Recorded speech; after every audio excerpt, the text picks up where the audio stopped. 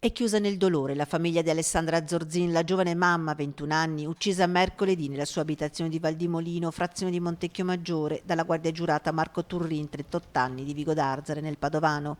Difficile colmare la perdita della giovane figlia, la terza, la più piccola. Alessandra aveva altre due sorelle più grandi di lei. Il papà affida al sindaco di Montecchio, che ha fatto loro visita per esprimere il cordoglio dell'intera comunità, poche parole per ricordare Alessandra. Poi papà ci ha detto: per cortesia non fate cose fiaccolate o altre cose, perché ce ne sono già troppe. Se dovete dire qualcosa, una preghiera in chiesa ad Alessandra, in modo tale che sia ricordata. Ecco, lui ci teneva veramente tanto che fosse ricordata com'era, una ragazza bella, solare e con tanta voglia di vivere. Proseguono intanto le indagini da parte dei carabinieri per far maggiore luce sull'effettivo rapporto tra Alessandra e Marco Turrin. I militari stanno cercando i cellulari di entrambi, che sembrano spariti, per verificare eventuali chat tra i due.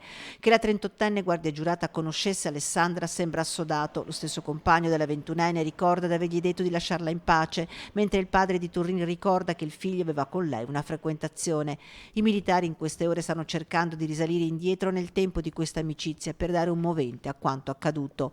Ancora sconvolta la piccola comunità di Valdimolino, un centinaio di abitanti dove tutti si conoscono. Ma non c'era neanche sentore che potesse succedere una cosa del genere. Io ho parlato con qualche membro della comunità di Val di Molino e loro dicono che se avessero saputo anche lontanamente che avevano questi problemi sarebbero senz'altro intervenuti e avrebbero aiutati.